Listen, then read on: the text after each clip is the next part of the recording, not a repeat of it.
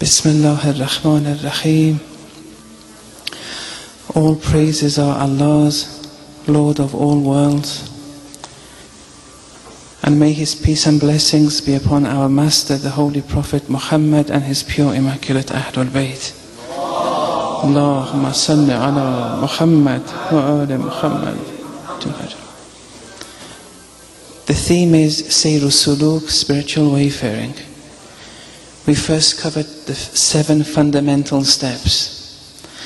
After that, we covered a number of mental emotions such as sorrow, fear, hope, and we discussed how they should be channelized and how they should be harmonized for the immaterial rational spirit to be able to wayfare closer and closer to Allah subhanahu wa ta'ala.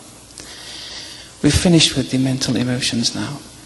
Inshallah, from now until the end, we'll discuss a number of noble ethical traits that one has to acquire during one's wayfaring towards Allah. And we'll start with patience, sabr, tonight inshallah. Chapter 16, 127, Wasfir wa ma sabruka illa billah. So be patient, and you can't be patient except through Allah's help. Patience is when the wayfarer prevents oneself from disclosing his inner complaints to others. He experiences some problems, but he prevents himself from disclosing these problems to others. By others I mean other than Allah subhanahu wa ta'ala. Otherwise, complaining to Allah, that's a good thing. Chapter 38, 41, and remember our servant Job, Ayub, when he called out to his Lord, the devil has afflicted me with hardship and torment. That's not a problem. You have problems, you have inner complaints, you go to Allah subhanahu wa ta'ala.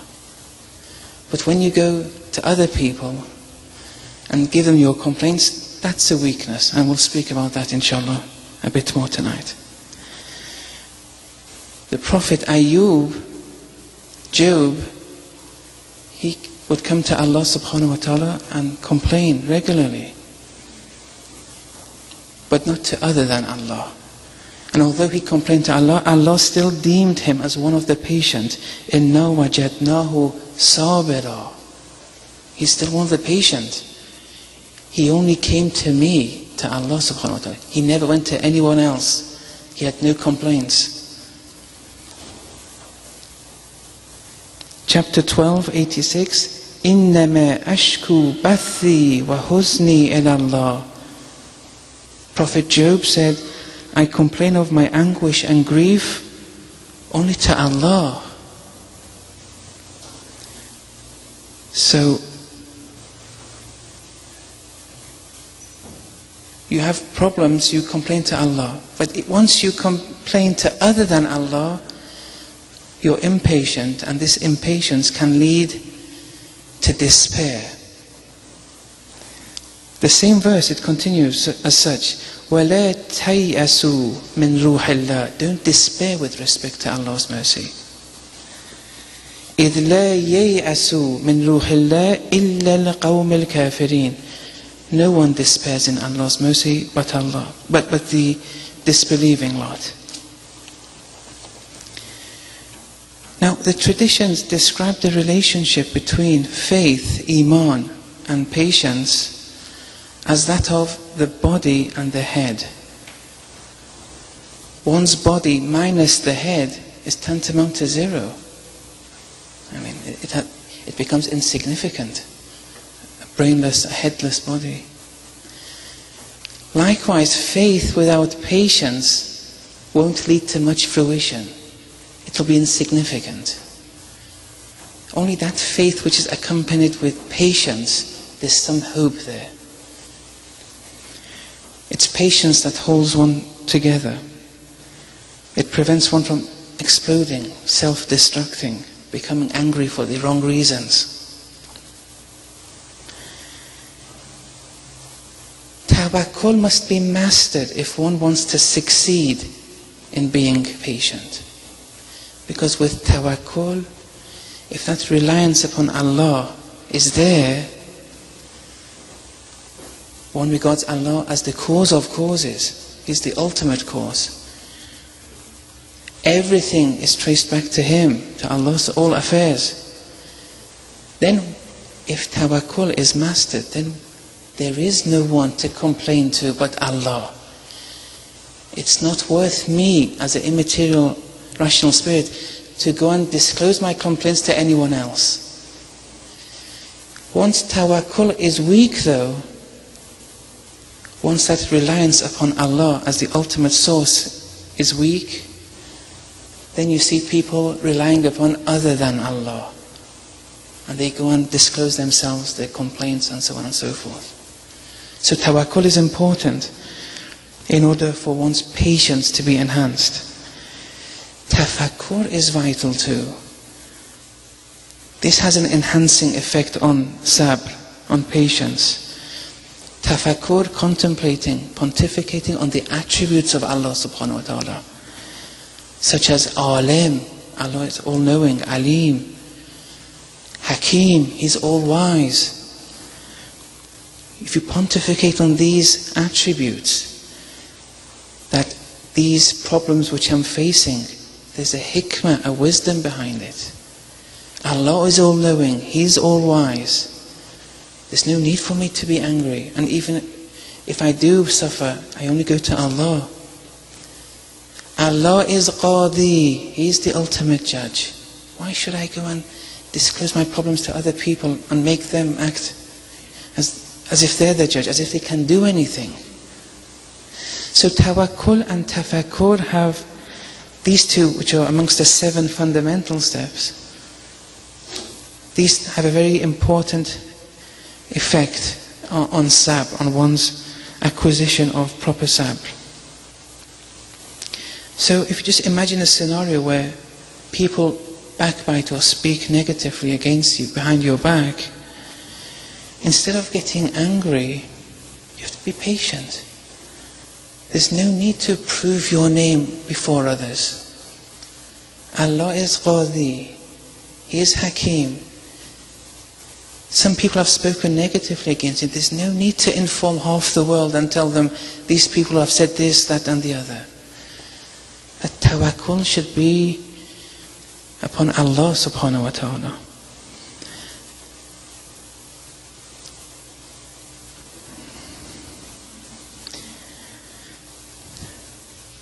One may feel that one's honor is compromised when people attack him or speak negatively against him.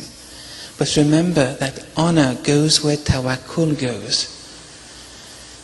Whoever has tawakkul, we've mentioned the tradition before, honor floats around the cosmos and resides in the hearts of those who have tawakkul.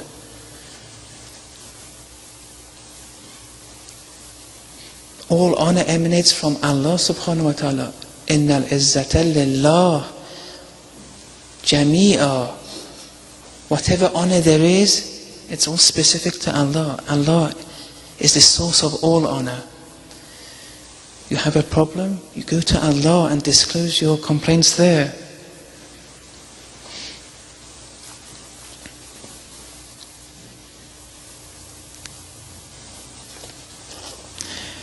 Imam Ali, Amirul Mu'mineen alayhi salam, he narrates from the Holy Prophet of Islam that the Prophet stated that there are 3 types of patience. Patience in the face of calamities and burden. Patience with respect to maintaining obedience, doing the obligations. And patience with respect to refraining from the sins, the muharramat.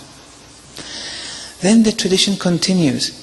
Whoever displays patience in the face of calamities and burden, 300 stations will be ordained for him by Allah subhanahu wa ta'ala. The distance between each 2 stations is the distance between the heavens and the earth. Since it's a long tradition, I'm just reading the translation, so we'll get by quickly. 300 stations for the patient vis-a-vis the calamities and burden. Then it continues, whoever displays patience when maintaining acts of obedience, doing the wajibat and so forth, 600 stations will be ordained for him by Allah subhanahu wa ta'ala. The distance here between every two stations is between the depths of the earth to the heavenly throne. So here it's 600 stations, and the distance between every two stations is more. And finally, whoever displays patience when refraining from sins, 900 stations will be ordained for him by Allah. And here the distance between each two stations is from the deepest point of earth to the peak of the heavenly throne. And what does all this mean, all these stations and all these numbers? Well, apparently that patience with respect to sinning, refraining from sins, that's the most difficult, and it has the most reward. But why should that be? Why should patience with respect to refraining from sins be more rewarding than the other two forms of patience? Maybe one reason is the degree of free will used by these three forms of patience. With calamities and burden, it's out of your hands. You can't do anything. That's destiny taking its role. All you can do is be patient. That was the first. With the execution of the obligations, well, you have your limbs, everything is ready. Doing is easy. You do your salat, you do the hajj, you do the obligations. There's more free will with respect in contrast to the patience before the calamities. There's more free will involved here. You're doing things, you're doing the obligations. But with the refraining of the sins, patience here is most rewarding because this is difficult. Here, sometimes your instincts or your passions drive you to do these sins. That extra effort and free will is required. And maybe that's why this form of patience with respect to refraining from the sins, maybe that's why it's the most rewarding of all. In my early days in Rome, I kept on bothering Ayatollah Hassanzadeh Omari because he would walk every day. He had a 1-hour walk. I'd mastered the route, so I knew where he would be at this specific time. And I kept on insisting if he can be my mentor, he can do this, do different things. And then once he said, you don't need a mentor. Especially in the beginning, in spiritual wayfaring, this idea of a mentor, we don't have it in Islam. Well, we do have it, but he said he didn't agree with it. He said, do 3 things. You do this and Allah will guide you. The first was, he said, this is his own words, he said, do the wajibat and that's easy. Okay, patience with respect to the wajibat. Then he'd refrain from the muharramat, that's difficult. And see, the muharramat, it's very difficult for someone to refrain from sinning. Everyone has their own capacity, but it's difficult to refrain from sinning. So even he said, this is difficult. He didn't say it's difficult for doing the wajibat, doing the salat and everything. But for the sins, he said, that's the difficult part.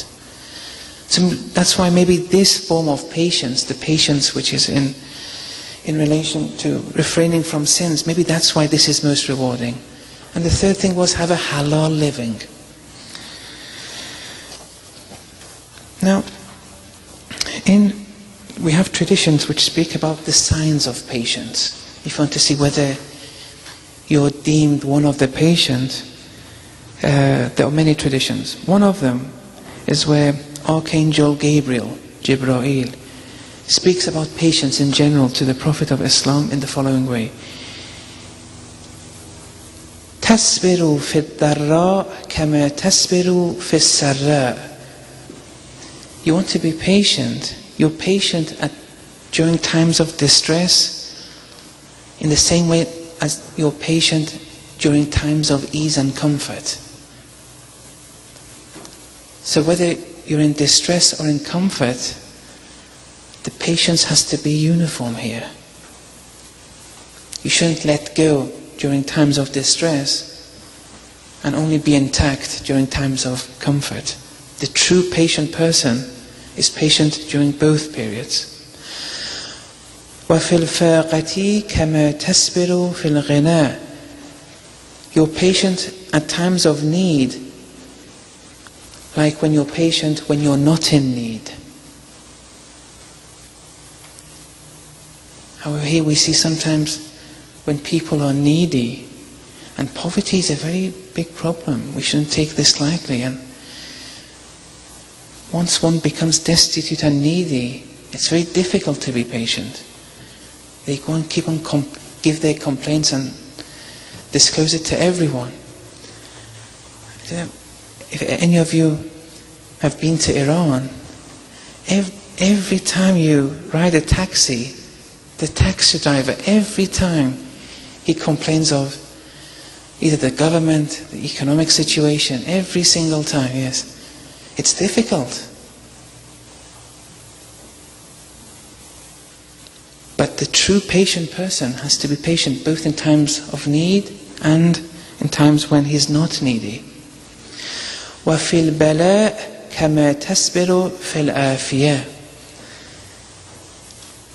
You're patient during times of burden and illness, like when you're not undergoing hardship and burden. Some people become sick, and then everyone in the household has to know how they're feeling. Yes. I mean, try not to be a bother to the other family members, Keep it within yourself, complain to Allah alone. Take the required medication, but don't try to preserve the behavior. Yes, don't let go. فَلَا يَشْكُو حَالَهُ عِنْدَ الْمَخْلُوقِ بِمَا يُصِيبُ مِنَ الْبَلَاءِ. So they, the patient, they don't complain of their states to people with respect to that which is afflicting them. They never approach people with their problems, with their different states which they're experiencing. Now let's go through a number of other traditions, then we'll speak about the beneficial effects of sabr. Imam Baqir alayhi salatu wassalam said, Al-Jannatu mahfufatun bil-makarihi was-sabr. The heavens are intertwined with difficulty and patience. Difficulty and patience come together. They're part and parcel. Sorry, yeah.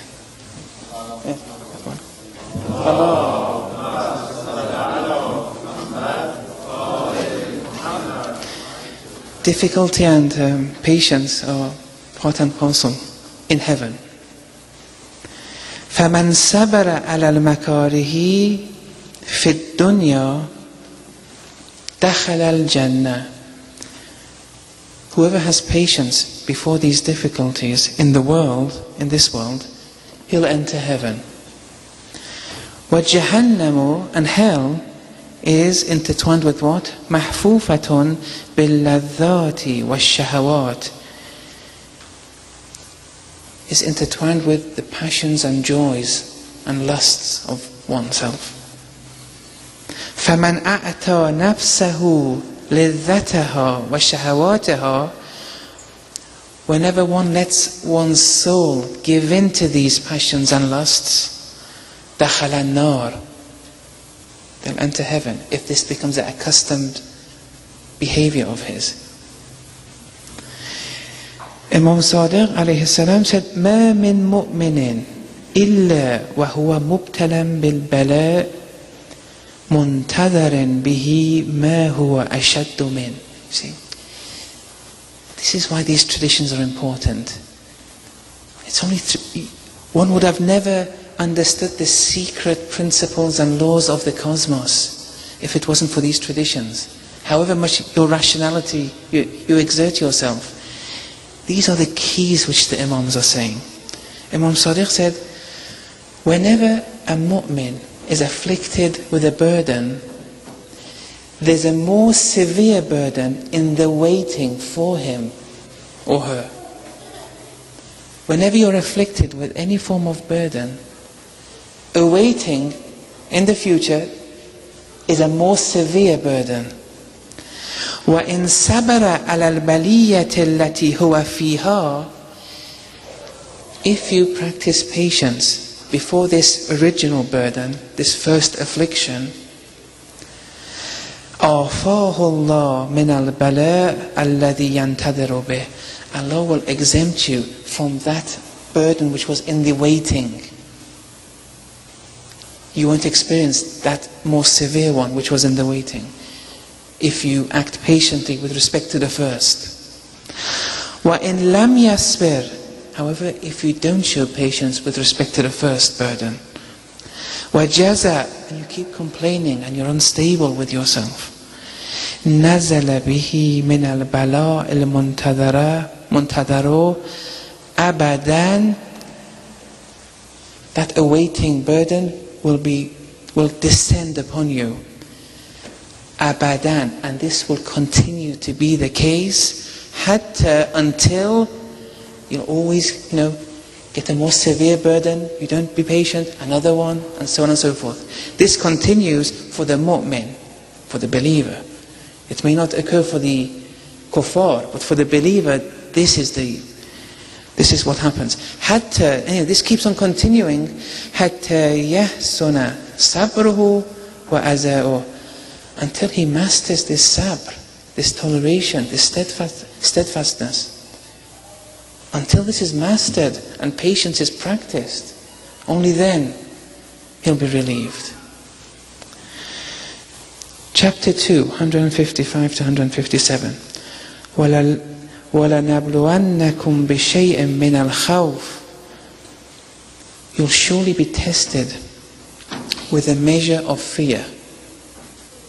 Allah will always test you with a measure of fear. وَالْجُوءِ, or with a measure of hunger. وَنَقْسٍ مِّنَ الْأَمْوَالِ, with a loss of wealth. He'll be tested. وَالْأَنفُسَ, with a loss of life. A dear one may pass away. وَالثَّمَرَاتِ, loss of fruits, meaning food in general. وَبَشِّرِ الصَّابِرِينَ, give good tidings to the patient. الَّذِينَ إِذَا أَصَابَتْهُمْ مُصِيبَةٌ, those who, whenever they encounter a burden, قَالُوا, they say, إِنَّا لِلَّهِ, verily we're all Allah's. وَإِنَّا إِلَيْهِ رَاجِعُونَ, and we're returning to Allah. When they have a burden, this is what they say. وَأُولَٰئِكَ هُمُ الْمُهْتَدُونَ, these are the guided ones. Okay, now let's go through a number of beneficial effects of patience. There are three. There are more. I've noted three, yes. The first is that one's true essence develops during the process of difficulties and burden. It's only then when your true worth appears and manifests itself. In chapter 90 verse 4, وَلَقَدْ خَلَقْنَا الْإِنسَانَ فِي كَبَدٍ, verily we created man in hardship. As the tribulations increase,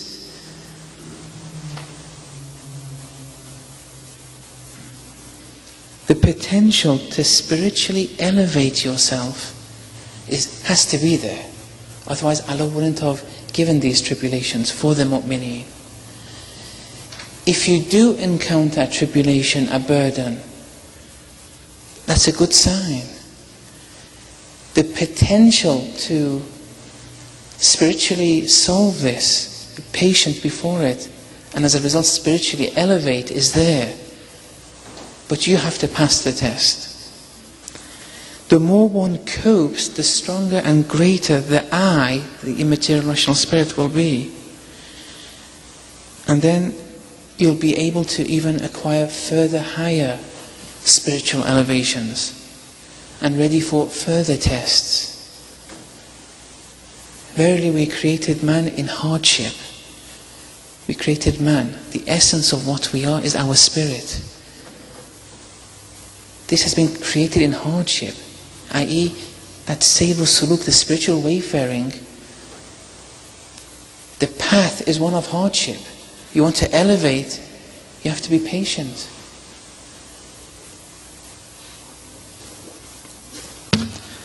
Ya ayyuhal insan, chapter 84 verse 6. Ya ayyuhal insan, innaka kadihun ila rabbik kadhan famulaghi. O man, surely you must strive to attain to your Lord. A hard striving it is until you meet Him. The second benefit is that with Sab is that these divine tests and tribulations isn't for Allah's sake. I mean, isn't for Allah to differentiate who's good and who's bad. Allah is all-knowing. He doesn't benefit Himself from these tests and tribulations. There's nothing hidden from Him. So these tests are for our benefit, so that we acknowledge ourselves better, our weaknesses more. It's for our benefit to be able to refine ourselves. Burden is just a sign when you face burden, but it's a good sign. Whenever you face these tribulations and burden, it means the only way is up now. For me to spiritually elevate, I have to solve this burden. Don't look at it negatively. Try to make the most of it. Look at it as a positive sign. If these burdens are treated in the proper, correct way, the result is an increase in your iman, in your faith. Now the tradition which says, إِنَّمَا الْمُؤْمِنُونَ, verily the mu'min. You see, all these traditions concerning the mu'mins, the believers. Verily the mu'min, بِمَنْزِلَةِ كَفَّةِ الْمِيزَانِ, the mu'min, the believer, is tantamount to the scales of a balance. كُلَّمَا زِيدَ فِي إِيمَانِهِ, whenever his iman increases, زِيدَ فِي بَلَائِهِ, his burdens increase proportionally. You increase, the more your faith increases on one side of the balance, the tribulations will, the more and more tribulations you'll face. يُبْتَلَى الْمُؤْمِنُ عَلَى قَدْرِ إِيمَانِهِ, the mu'min will be given trials and tribulations in accordance with his capacity and in accordance with the virtue of his a'mal, of his deeds. يُبْتَلَى الْمُؤْمِنُ عَلَى قَدْرِ إِيمَانِهِ وَحُسْنِ أَعْمَالِهِ.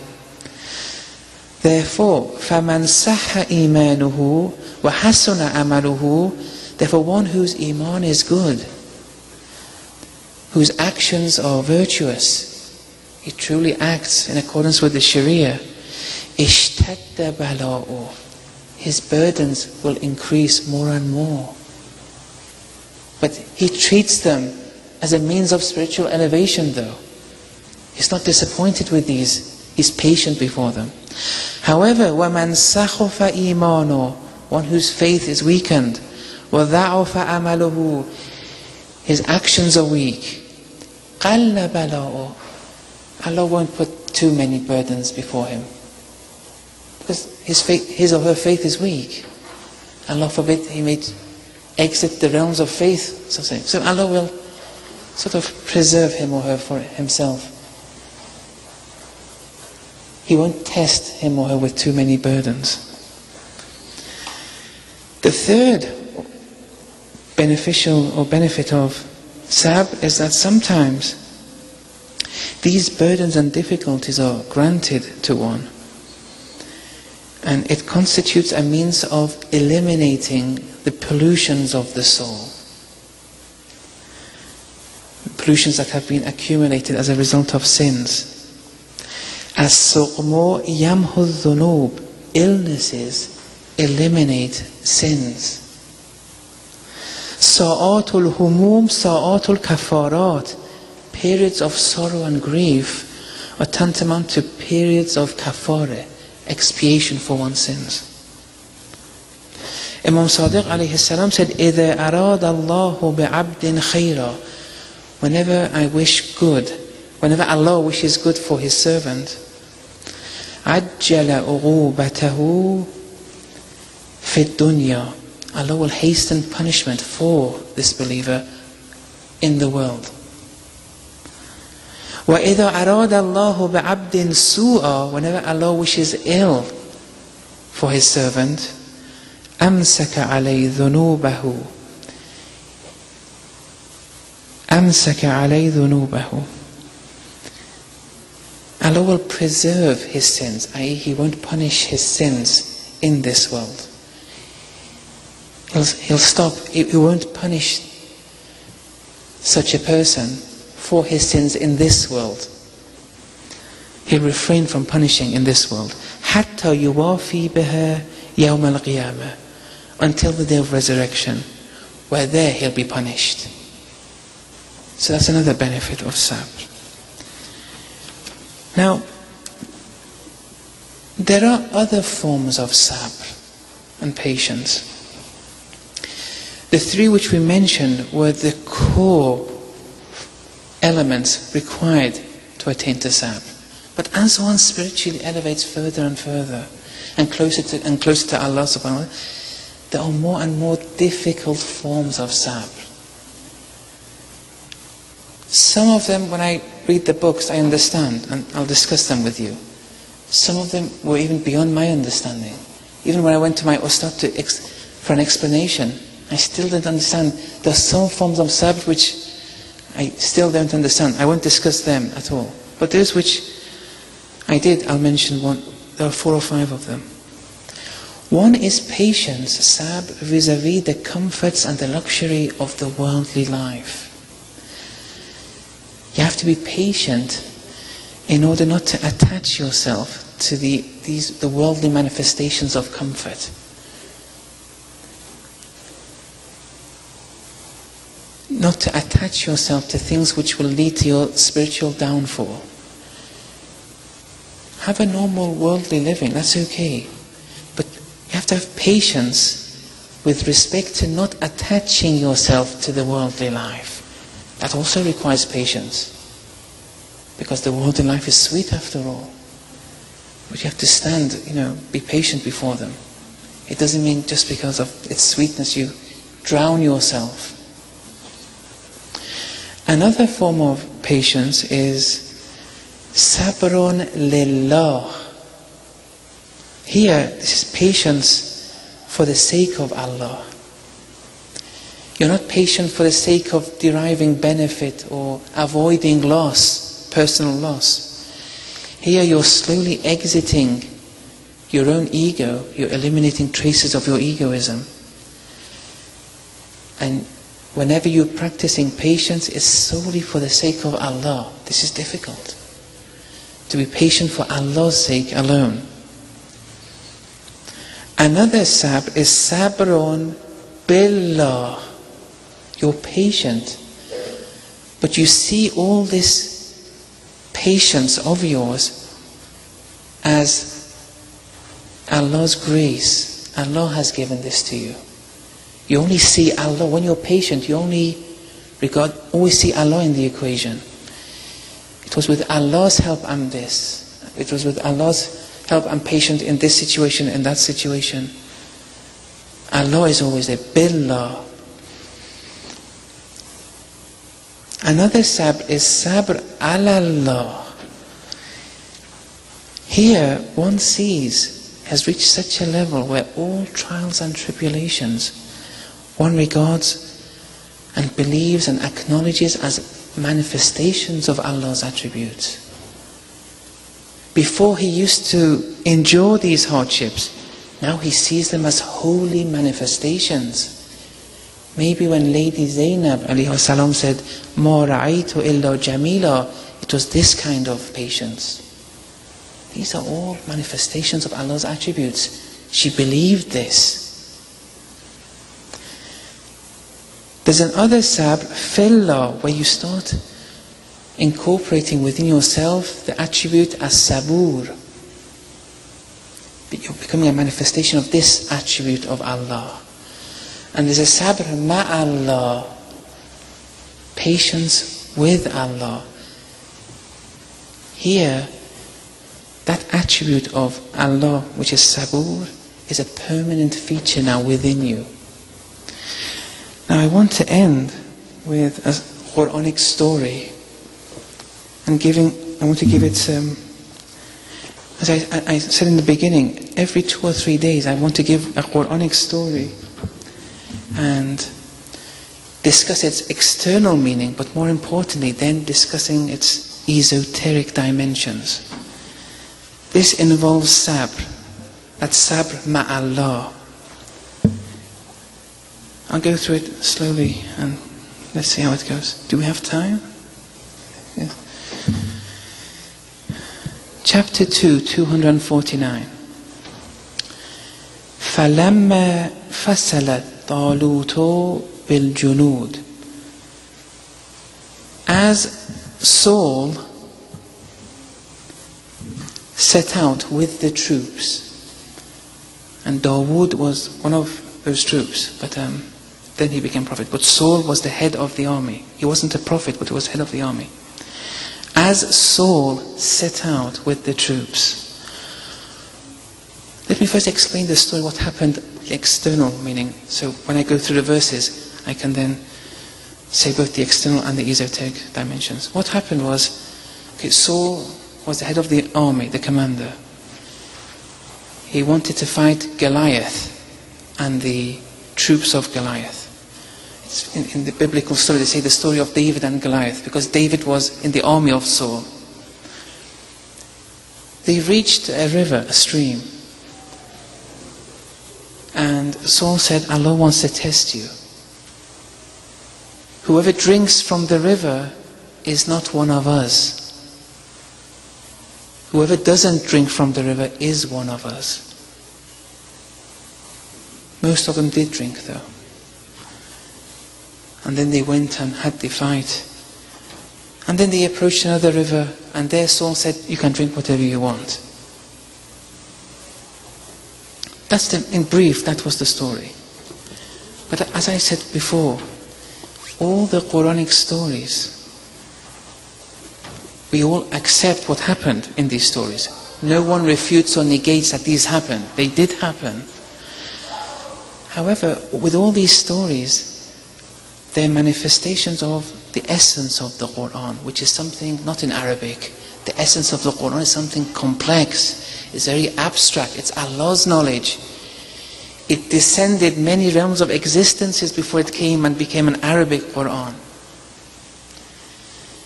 These Arabic words reflect the essence sometimes, the esoteric meanings.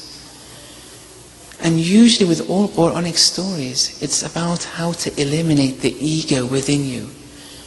And until you do that, you won't be able to see Allah subhanahu wa ta'ala. Now let's go through the esoteric dimensions. So, فَلَمَّا فَصَلَ طَالُوتُ بِالْجُنُودِ. Saul set out with the troops. قَالَ إِنَّ اللَّهَ مُبْتَلِيكُمْ بِالنَّهَارِ. He said, Allah is testing you with a stream.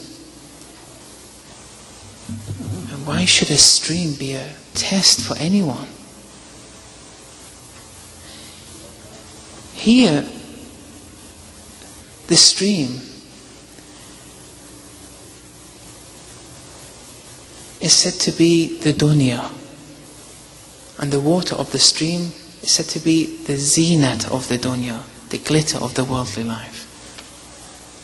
Allah is testing you with the stream, with the dunya, with its glitter.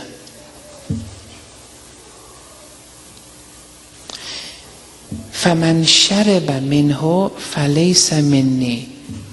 Whoever drinks from the stream is not one of us. Whoever drowns oneself in the worldly life, he's not one of us. Whoever afflicts oneself with the worldly life, he's not one of us. In the Quran it reads, زُيِّنَ لِلنَّاسِ حُبُّ الشَّهَوَاتِ مِنَ النِّسَاءِ وَالْبَنِينَ.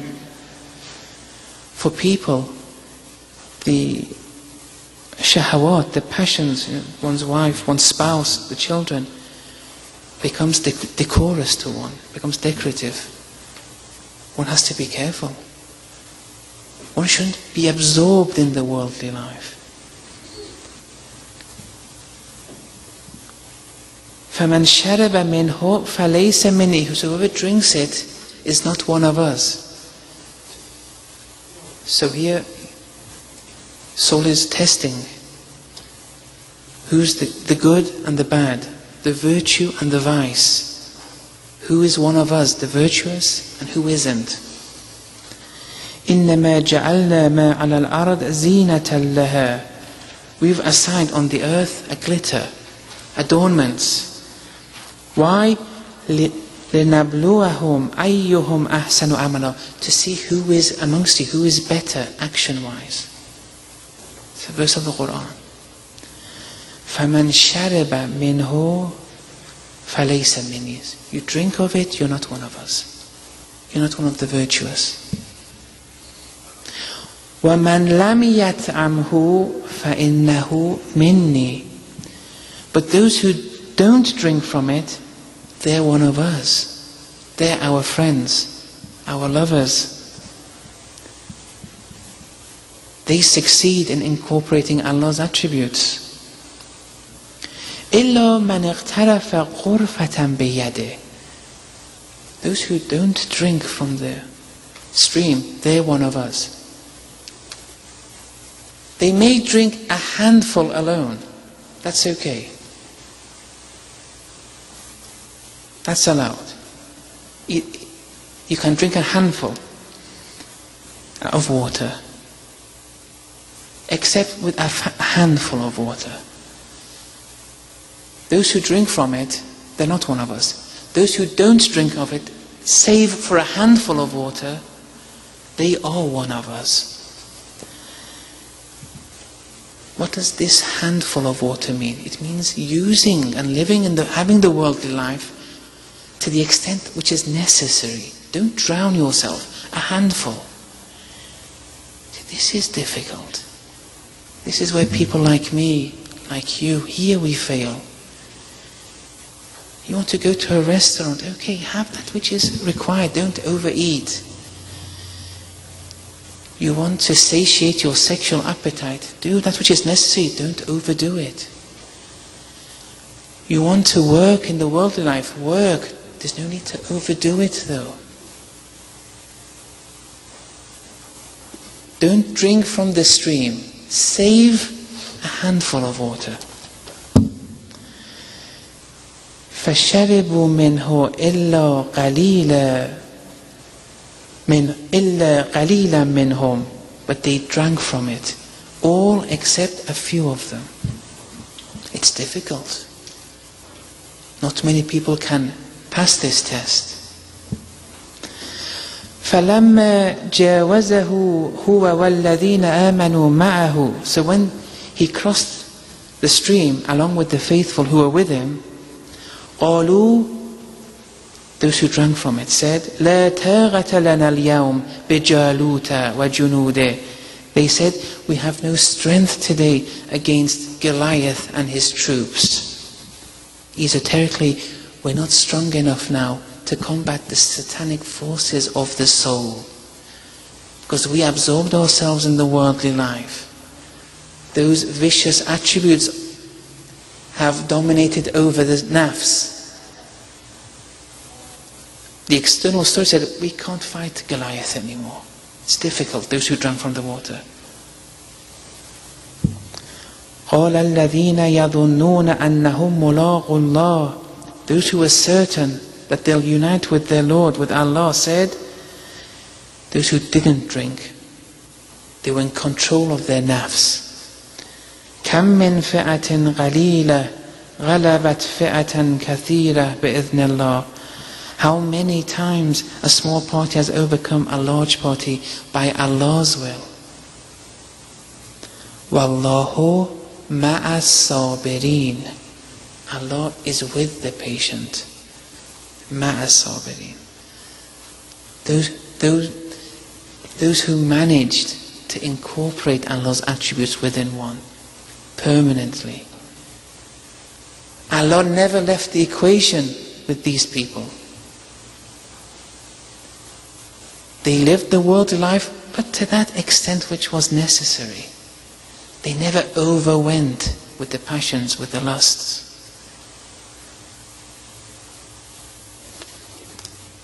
So, that ends my talk, and that ends the theme on sabr. Inshallah, tomorrow we'll speak about sidq, truthfulness.